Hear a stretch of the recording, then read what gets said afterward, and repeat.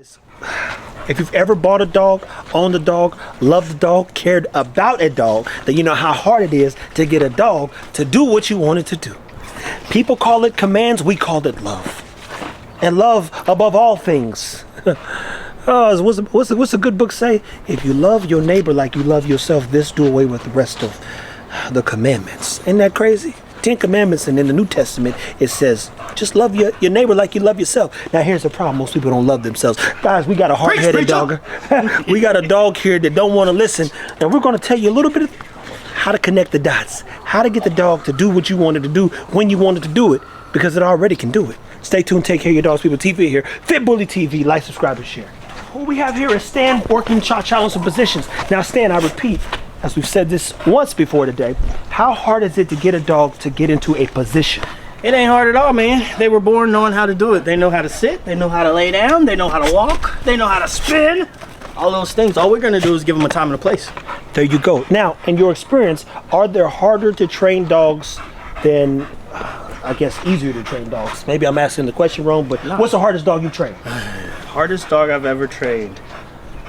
I'd probably say a bully. Because they're big enough, if they don't want to do something, they're not. And they're motivated enough when they get their mindset on something, if they don't want to not do it, they won't.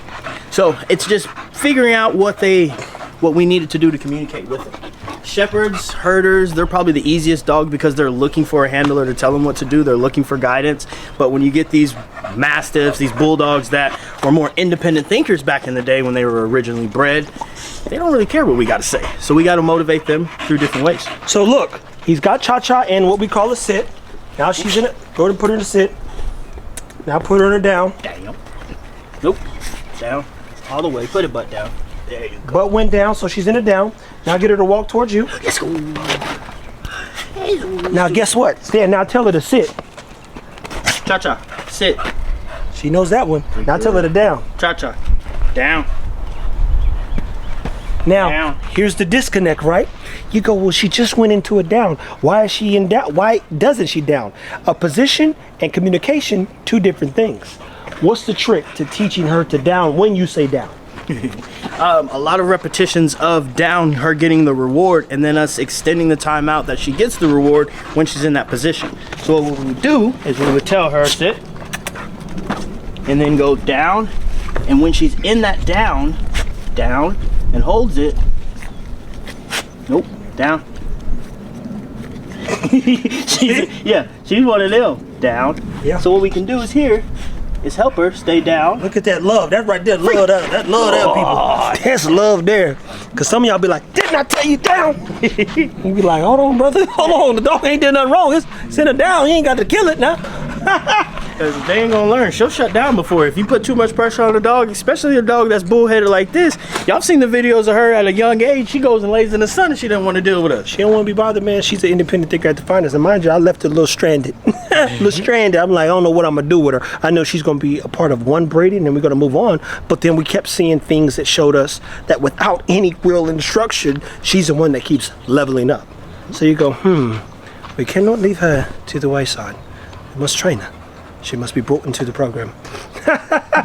So, when you think the dog's capable of the utmost, whatever, you're seeing positions and thinking that's the trick.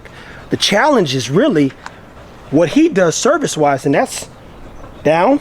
The dog goes into a down. Now, how long does it normally take to teach a dog to get into a down? And why is down important? I'd say about 21 days to create a habit and conditioned response into any dog. So I would give a 3-week time frame when teaching this. I use down as a safety command. Down is a controlled position that the dog can lay in for long periods of time. They're comfortable and you know where they're going to be. So sometimes if you're across the street and your dog busts out that front door, you may not want them to come to you. So you can tell them down. They're going to stop and be in that controlled position. There you go. Now, look, even this right here. He going to get the thing. Look at her. Good girl. You see that right there? You say, man, she could do a little bite work too. Or people think, hey, my dog's biting on the wedge, it's biting on the sleeve, it's biting on the whatchamacallit. And it won't bite nobody, which is a good thing. But she doesn't know who she is. She doesn't know what she's capable of. She don't even know what's going on. She's watched her siblings, her brother, her cousin. I call Tron her cousin. Uncle Tron, that's it. Uncle Tron, come out here and get him going a little bit. Be like, I got you. This is what y'all do, all right? And look, he's doing all the right things to literally get her going, and she won't let go.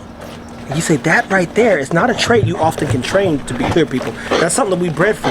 And guess who did the first bite stuff? Her mama. Her mama's a nut.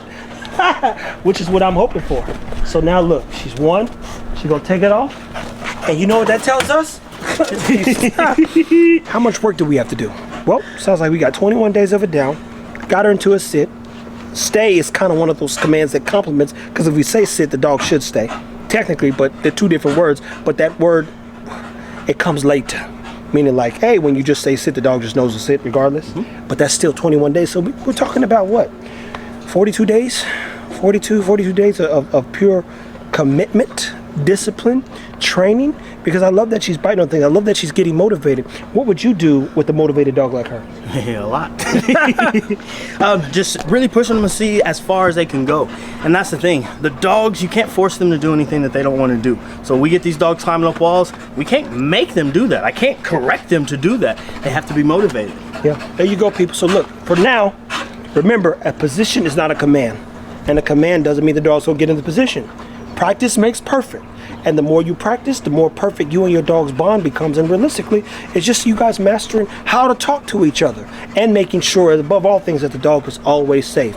We appreciate everyone who's watching. We thank you for paying attention. If you have an American Bully, remember, they're rooted in Terrier somewhere. And if they've got more Mastiff, they're independent thinkers, but they're also not super prey driven unless they've got more of the Terrier. So it's all these components that can make training the dog a little bit challenging, but not impossible, unless you do have an impossible. And I know some people say all dogs can be trained. That is a lie.